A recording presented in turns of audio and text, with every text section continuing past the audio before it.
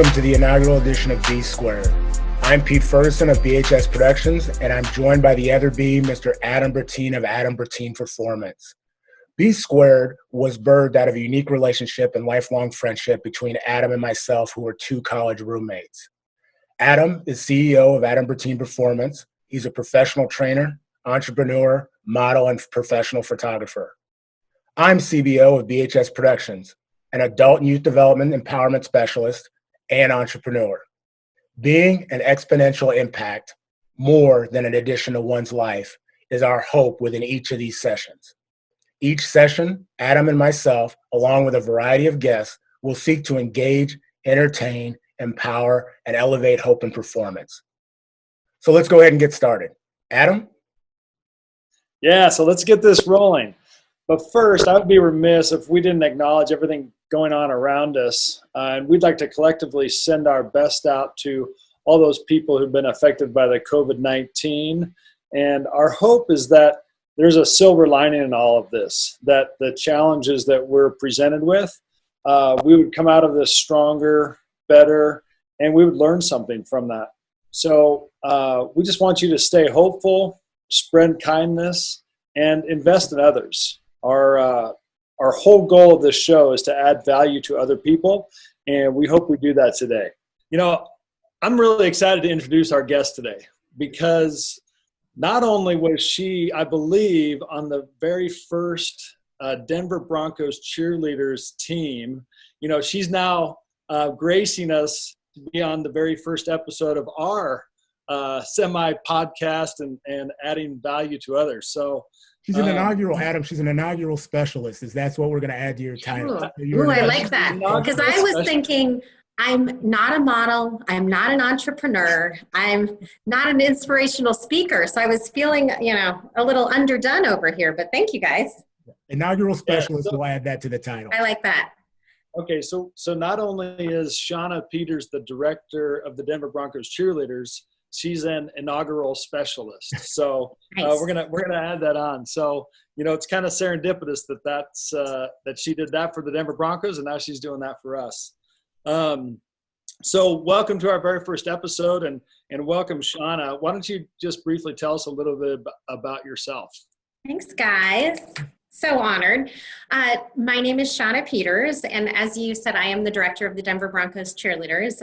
I like to call myself the cheerleading overlord. I feel like that is more indicative of my stature at work. I'm joking.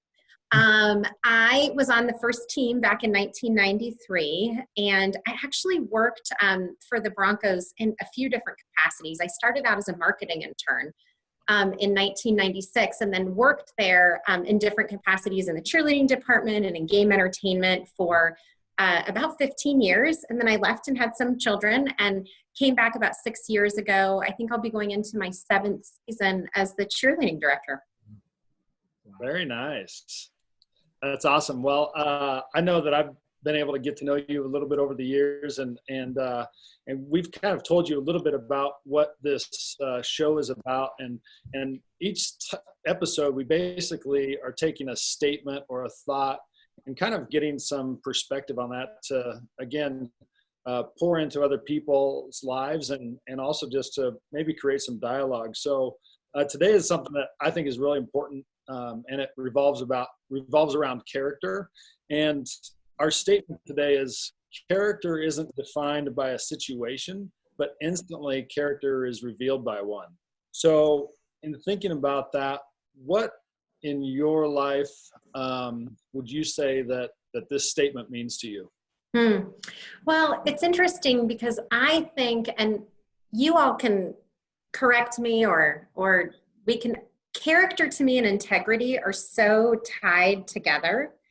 And I'm a mom of 3 kids, and I'm always talking to my kids about integrity. And I think that it's true for character as well, is just always doing the right thing, right? Even when it doesn't benefit you, when nobody's going to know you did the right thing.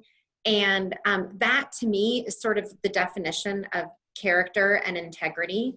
And it's hard, right? Like this is, I think of myself, I feel like I'm a person of integrity. I feel like I have character. But is this not a daily thing for us as people? Like, it's easy to get lazy in anything that we do. And it's really easy to get lazy when you're talking about character. Because sometimes the easy route is, not to act in the right way because it's just easier not to. And I know that Peter has kids, but the small things, right? Like reminding kids over and over ad nauseum, we're going to do it this way because it's the right thing. And they're rolling their eyes at you and like, really, do we have to do that? Yes, we have to do that. And being a mom translates a lot to the women that I work with on the Broncos cheerleaders. They're full-grown women. They have careers and educations. I would say half of them probably make more money than I do, are more educated than I am, but they're still developing, right? They're young women and they're developing. And so always reminding each other and keeping each other accountable for those lessons of character, I think is really important. Shawna, one of the things you talked about was it being hard. I mean, and oftentimes in the line of work that I do is we talk about relationships and building those relationships, and that term at risk. Scholars are at risk of something, and so our scholars are in situations, and people just in general are in situations over and over again. Why is character so hard, and how are we at risk of compromising our character on a daily basis? I mean, when you have 24 hours in a day, there's so many situations that you're at risk of compromising your character. Right. When you said that, it made me think of why is it so hard? I think, like all things, that you're always at this tipping point, right? Mm. If we make a character decision or an integrity decision, anybody whether it's in your family, whether it's in your business, if anybody makes the right decision, right? Like the scale sort of tips this way.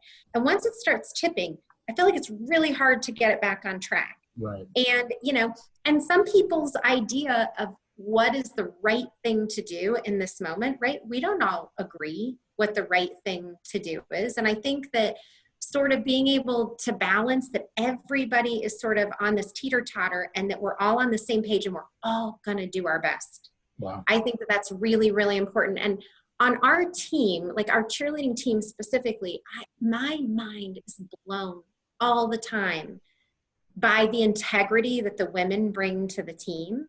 And it's contagious because if you have we have 26 women on the team, and if 25 of them, in the simplest form, right? What's the one place where they can act with integrity?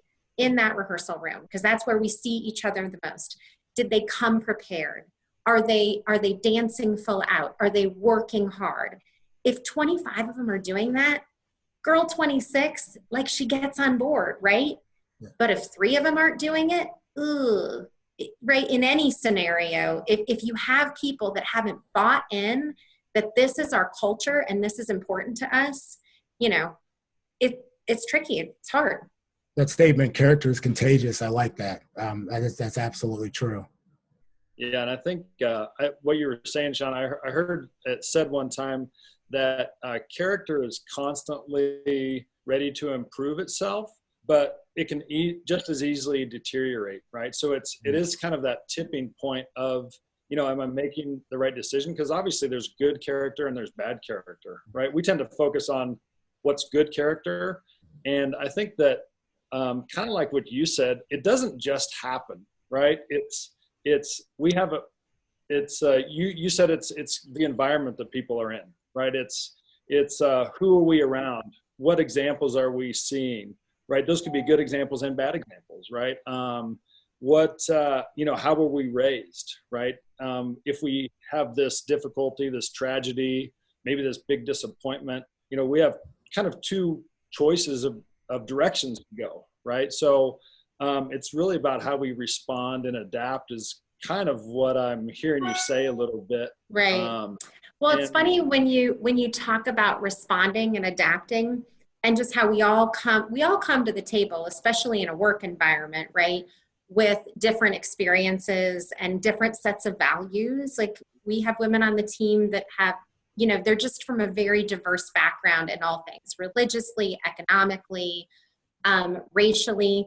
And part of acting as the leader with character, sometimes it's hard. Like sometimes we always say on the team that everybody is in the group for a reason, right? And the reasons aren't always revealed, to everybody on the team. Obviously, you have some women that are just these amazingly, beautifully, technically trained dancers, and some women are so great at public speaking, and other people bring an amazing resume to the table. One of my biggest challenges with regard to acting with character is taking everybody where they're at. Sometimes I make decisions that people don't like fair enough. And I usually come to the decision with some confidence because, I've been doing this a long time and I can generally see a bigger picture that maybe people that work for us can't. But sometimes I don't know the right way to approach something and approach it with character, because sometimes it would be easier to not let people know the decision that I made, right? Not let them in on my thought process on it. And I usually go back to, as painful as this is, right? Sometimes the truth is the best answer. And it's hard to give the truth sometimes, and it's certainly hard to receive the truth sometimes. But that to me is, always being, I think I'm like a nice person. Like I try in all things to be a really, really nice person. And sometimes there is news that needs to be delivered that isn't that nice, right? Like we have to be honest with people, and honesty and character obviously commingled, but sometimes I have a hard time with that because I don't want to hurt anyone's feelings. And by the way, we're not curing cancer, right? This is cheerleading. We are having fun and connecting with one another and connecting with our community, and no better way to do that than sports, regardless of what sport you're in. But I think that that's when I struggle the most, is finding that balance of being really truthful with people, but always delivering that message with empathy and kindness. Awesome. You talked a little bit about just different situations that you had with your cheerleading squad, and maybe just this can relate to parenting, but oftentimes we talked about in that quote that situations, your character comes out in different situations. And, how do you talked about it being hard, you talked about it being contagious, but how do you maintain consistency with your character when the situation isn't necessarily the easiest to deal with? Like I think about Right. a 19-year-old and the situation, like you have 50, it's so fluid, or at work, things are so fluid, and you're like, okay, my integrity is this. I'm going to do this. I'm going to do this. But then they always talked about being adaptable. I always say, like, what's one of your biggest traits I look for in people is being able to be flexible, even with these times, being adaptable. But is character something that you constantly train? It's like the little angel and the devil on your shoulder. I don't see, is that something you think you massage character based on the situation? It's like a constant dialogue in your brain, right? If you are somebody that is conscious of character and conscious of acting with integrity, it can be exhausting, right? Like it can be exhausting to always be having this. I will also say, when you talked about family, and obviously we're in this really unique situation. I'm living in Groundhog Day with the whole COVID situation, right? We wake up and we're like, okay, another day of sitting in the house together. But I will say that it is absolutely true that acting with character at work is 100 times easier than acting with character at home. Like I have had some of my worst moments as a human parenting. That's all there is to it. And I don't know why, they always say, well, it's easy to be hard on the ones that you love the most. And I think that that's true. Like, I think if there was ever a crisis in character that I've had, it's dealing with my own family and my impatience with my children. And, it's funny because you would speak to your own kids or, differently than you would speak to somebody at work, right? And why can't we as people always bring that same amount of composure and patience that we do at work with our own children? And I don't know the answer to that, but when I think about character and I think about where I can improve, it's always at home. Wow. Wow. No, it's so true. So true. I think about that's the biggest challenge is that maybe on your own turf, not necessarily turf that you didn't create. Right. Well, I think that there's a pastor that I listened to one time, and what you just said kind of resonates with me as far as he said that what you're really kind of talking about is having grace in the presence of knowing all the truth about the person, right? So I think sometimes with our friends and our coworkers, we don't know all truth about them, right? Because we're not with them all the time like we are our families. So I find it much easier to give grace and people to people that I just have an acquaintance with than I do with my own family. Right. Because I also know, like, when they're lying to me, like what is their integrity? And so then there's really only, can you act with character and I'm going to say grace right now, knowing all the truths you also know about this person, right? So and I think aren't you more when it's your own family, right? Especially your children, aren't you like the stakes are so much higher, right? If I have a woman on my team and maybe she didn't act with complete integrity, right? Like no skin off my nose. But when you're looking at your own child and you see their total potential and you know what their potential is and you want desperately for your child to live up to it. And then B, you feel like it's your responsibility to get them where they can reach that full potential. But kids have free will, right? They do what they want to do. And it's like, it can be maddening as a parent because they don't always make those decisions. And, I think I'm a work in progress in that way. How do you come to the table over and over and over again, act with grace, act with character, act with integrity when people don't always do what you want them to do? Yeah. And I think that's the key. Like, you never really know how people are going to view your decisions right now because you haven't seen that, right? But I know there's things that my mom did, my dad did, that I'm just like, and my mom was in the same boat. She's like, I don't understand why you keep doing this. You're so much better than that, right? And now I look back on it, and the things that they modeled for me at that time, it was getting laid down into my subconscious probably. And now I think because they acted that way, and that was the environment I was in, like, it's paying dividends now down the road because of the character they exhibited at the time. Oh, right? My God. So, from your lips to God's ears, please let that be the case. Right. And I think you're right. And I think that in those situations, and that includes at work too, right? You have to model that for people because people will meet you. Like, if the expectation is high, they will meet you there. And I think on our cheerleading team, we have this thing called the legacy book. And one of our dear members that we love, Michelle Beisner Buck, it was sort of her brainchild. And every single year we take this legacy book and all of the rookies spend time talking about the concepts in the legacy book, and it's sort of build trust with integrity. And, there's no I in team, and sort of these mantras that I think a lot of us in the sports world and beyond know. But like really vocalizing to people as a team, because we are a team just like any football team, any baseball team, any basketball team. It is a very similar dynamic, right? We succeed together, we fail together. That's all there is to it. And this concept of this legacy book is all about that, modeling, these are the things that we have identified in our legacy that are important to us. And then having a dialogue with each other.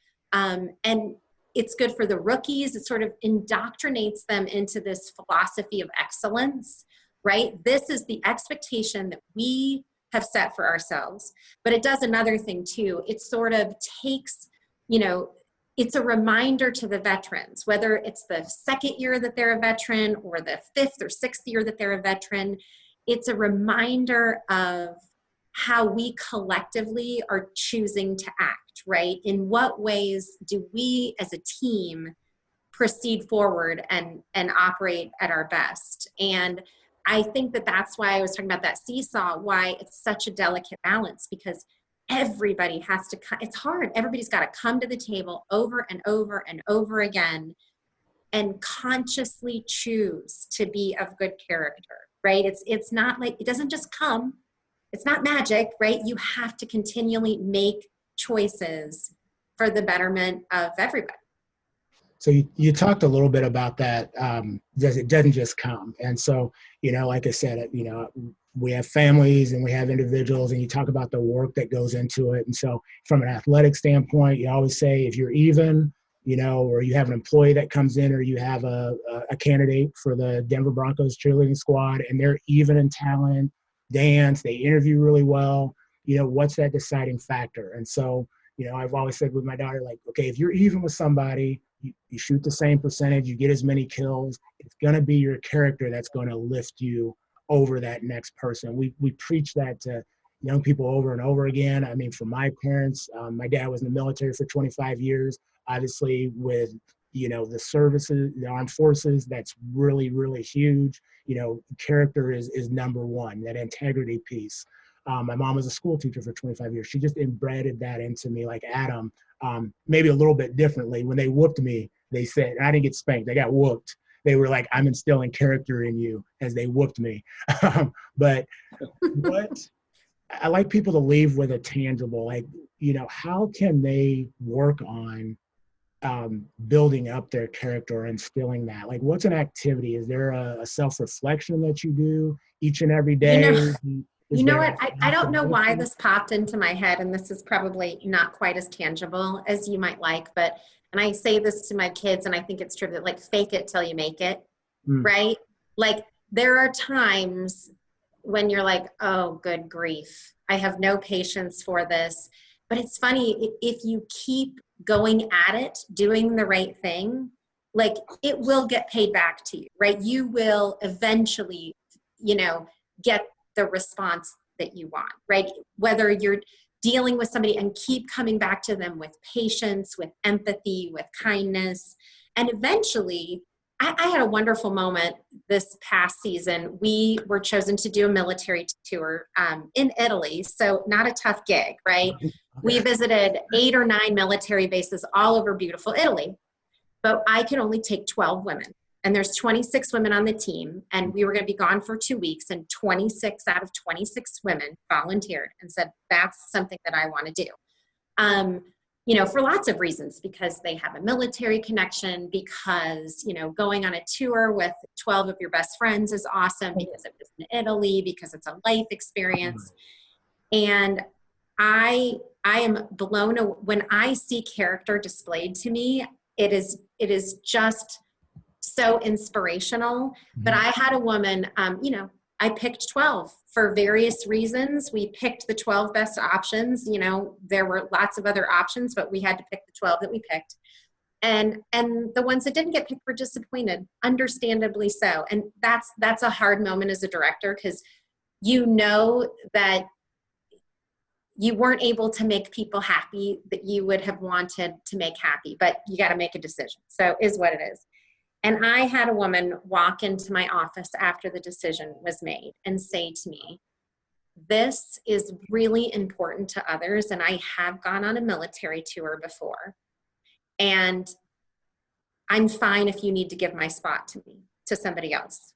And I literally burst into tears, because, as Adam said, the grace in that moment, right, of this woman doing something for the betterment of somebody else was overwhelming to me. And I said, oh my God, you're exactly why.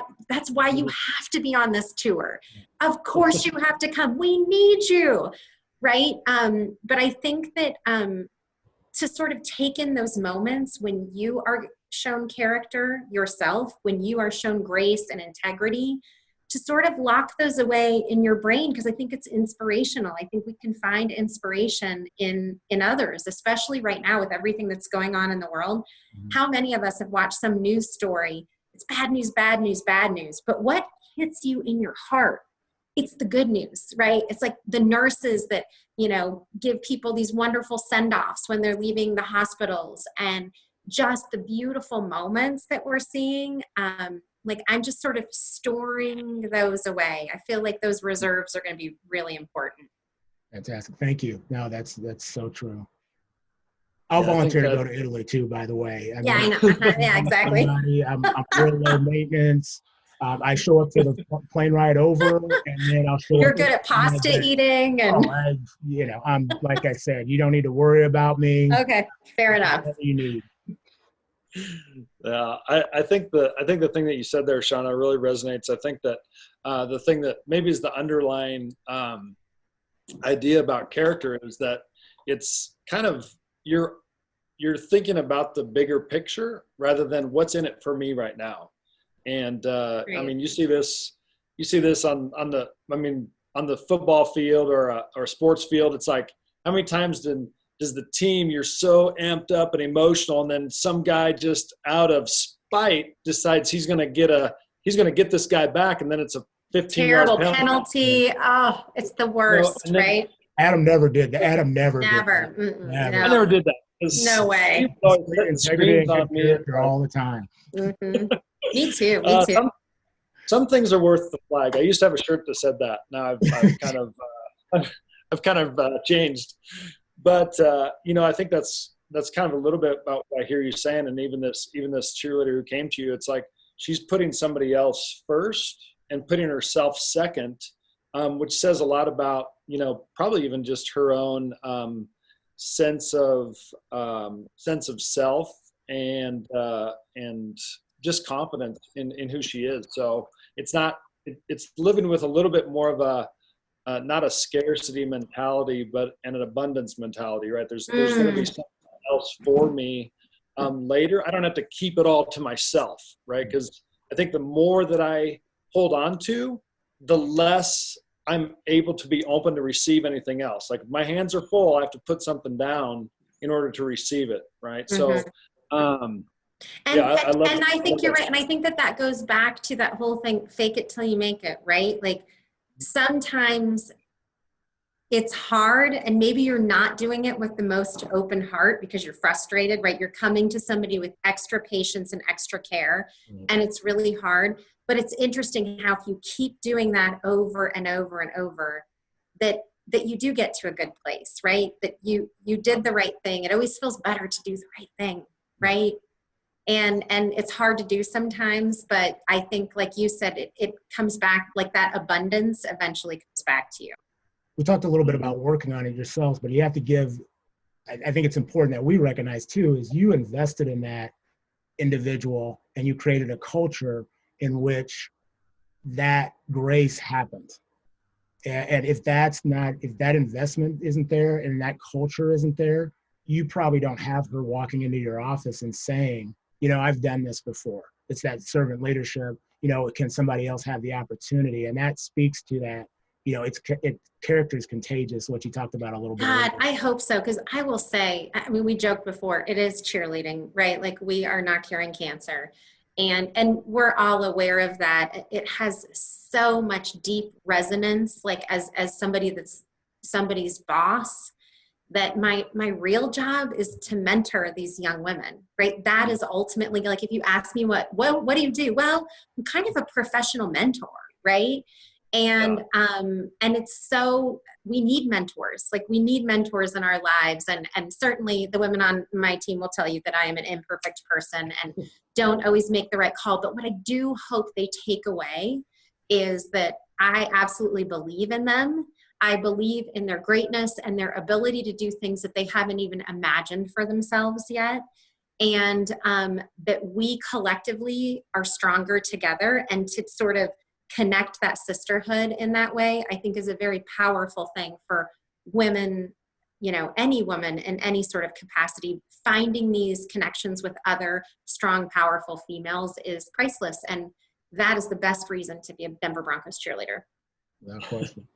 I love that. Well, we're kind of getting to the end here, Shawna, and one, I just want to thank you for for being on our show. And, you know, we kind of wanted to finish with, what is a statement right now that you can think of that you've come to live by, that you could just share with our audience?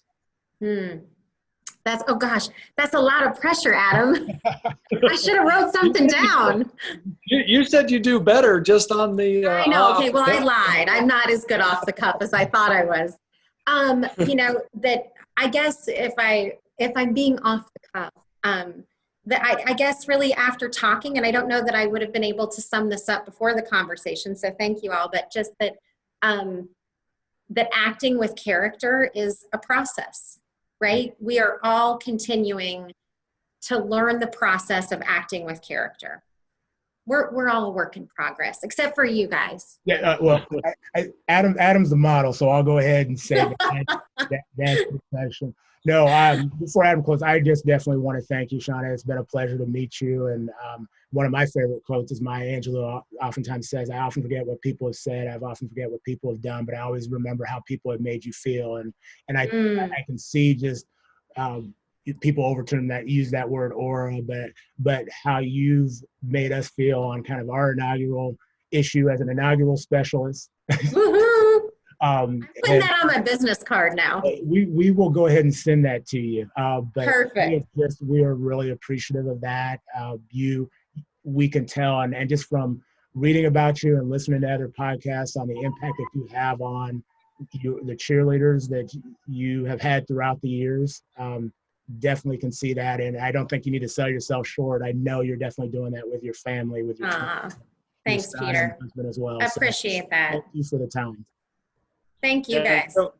And if people wanted to kind of get in touch with you or follow you on social media or the team, what would I tell you what, Adam, way more interesting to follow my team than to follow me. But yeah, Denver Broncos cheer on Instagram and Twitter and Facebook, and follow us. I think that you will find that these are incredible women doing incredible things, especially if you have daughters. You will be amazed at how accomplished and full of character all these women are. So please join us. Fantastic. Awesome. Well, thank you, Shawna. Thank you, guys. Thank you.